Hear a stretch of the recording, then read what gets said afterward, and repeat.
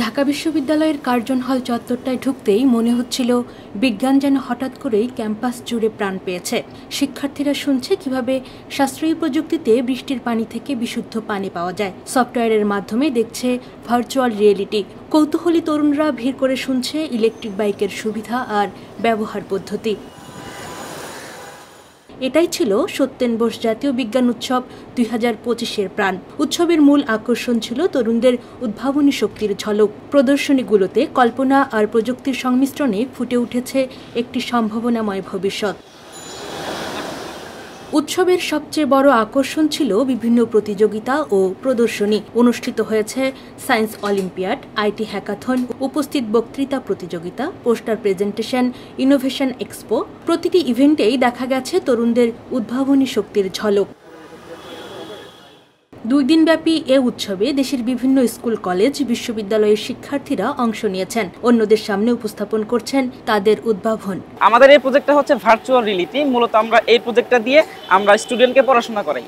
যখন আমাদের টিচার পড়াইতো তখন হচ্ছে আমাদেরকে অনেক কিছু বুঝাইতে পারতো না, আমাদেরকে বলতো ইমাজিন করো, এটা এইভাবে হবে ওইভাবে হবে। তো আমরা এটা ইমাজিন করে বুঝে নিতাম। তো আমাদের এই টেকনোলজি দিয়ে, এই সফটওয়্যার দিয়ে মূলত আমরা হচ্ছে যেটা ইমাজিন করতাম এটা চোখের সামনে আমরা দেখতে পারবো এবং প্র্যাকটিক্যালি হচ্ছে আমরা পড়াশোনা করতে পারবো। তো এই হচ্ছে মূলত আমাদের টেকনোলজি। এটা স্টুডেন্টরা ব্যবহার করে তারা চোখের সামনে তাদের পড়াশোনাকে দেখতে পারবে, জটিল সব জিনিসগুলোকে তারা এক্সপেরিমেন্ট করতে পারবে, ধরে ধরে প্র্যাকটিক্যালি শিখতে পারবে। তো এই হলো মোটামুটি আমাদের এই সফটওয়্যারটার কাজ। আয়োজনে আছে বুদ্ধিমত্তা ভিত্তিক খেলাধুলার প্রতিযোগিতাও। আয়োজনের প্রথম দিন ছিল ওপেন রেটেড দাবা প্রতিযোগিতা, আর দ্বিতীয় দিনে রুবিক্স কিউব চ্যালেঞ্জ। আছে বিজ্ঞান সম্পর্কিত কুইজ প্রতিযোগিতাও। উৎসবে শুধু প্রযুক্তি নির্ভর প্রদর্শনী নয়, ছিল পোস্টার ও গবেষণা উপস্থাপনের এক বিশাল প্ল্যাটফর্ম। ঢাকার বাইরের অনেক কলেজের শিক্ষার্থীরা জলবায়ু পরিবর্তন, মঙ্গল গ্রহে বসবাসের সম্ভাবনা, প্লাস্টিক বর্জ্য ব্যবস্থাপনা কিংবা খাদ্য নিরাপত্তা নিয়ে চমৎকার গ্রাফিক ও ইনফো ডেটা পোস্টার তৈরি করে এনেছে। প্রদর্শনী স্টলগুলোর পরেই রয়েছে কয়েকটি বইয়ের স্টল। বিজ্ঞান বিষয়ক বিভিন্ন বই উল্টে পাল্টে দেখছেন শিক্ষার্থী ও দর্শনার্থীরা। এই বিস্ময়কর প্রদর্শনীগুলোর পেছনে ছিল একটাই প্রেরণা, সত্যেন বোস।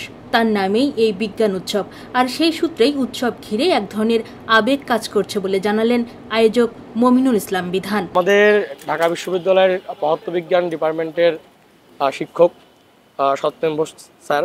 তো স্যারের এত বড় বড় কাজ আছে, তবুও স্যারের নামে আমরা কার্জন হলে এখন পর্যন্ত কোনো সায়েন্স অলিম্পিয়াড করতে পারিনি। এবং সেই জায়গা থেকে এবং ইনোভেটিভ আইডিয়াগুলো এবং স্টুডেন্টদেরকে বিজ্ঞান মনস্ক তোলার যে প্রয়াস, সেই প্রয়াস থেকে আমরা মূলত বিজ্ঞান আড্ডার ব্যানারে প্রথম সত্যেন বোস জাতীয় বিজ্ঞান উৎসব 2025 লঞ্চ করি আর কি। তো এখানে আমরা মোটামুটি 8টা সেগমেন্ট রাখি, যেখানে আপনার হচ্ছে জেনারেল নলেজ থাকে, quiz, science olympiad, innovation and display, এরপর হচ্ছে আইটি হ্যাকাথন, খেলাধুলার মধ্যে রুবিক্স কিউব, দাবা, এই ধরনের ইভেন্টগুলো, পোস্টার প্রেজেন্টেশন, পাবলিক স্পিকিং একত্রিত করে আমরা মূলত ইভেন্টটা লঞ্চ করি এবং আমরা অনেক ভালো সাড়া পেয়েছি। উৎসবের আয়োজন করেছে ঢাকা বিশ্ববিদ্যালয়ের বিজ্ঞান মনস্ক শিক্ষার্থীদের সংগঠন বিজ্ঞান আড্ডা। সহযোগিতায় রয়েছে ব্র্যাক। ঢাকা বিশ্ববিদ্যালয়ের বিজ্ঞানের বিভিন্ন অনুষদে অধ্যয়নরত শিক্ষার্থীদের উন্মুক্ত প্ল্যাটফর্ম এই বিজ্ঞান আড্ডা। বর্তমানে এটি বিশ্ববিদ্যালয়ের বাইরেও বিজ্ঞান মনস্কদের নিয়ে কাজ করছে। সংগঠনটির সহ প্রতিষ্ঠাতা মমিনুল ইসলাম বিধান, উমামা ফাতেমা, সিয়াম হোসেন ও খন্দকার আফসিন আজাদ সত্যেন বোস জাতীয় বিজ্ঞান উৎসব 2025-এর উদ্যোক্তা।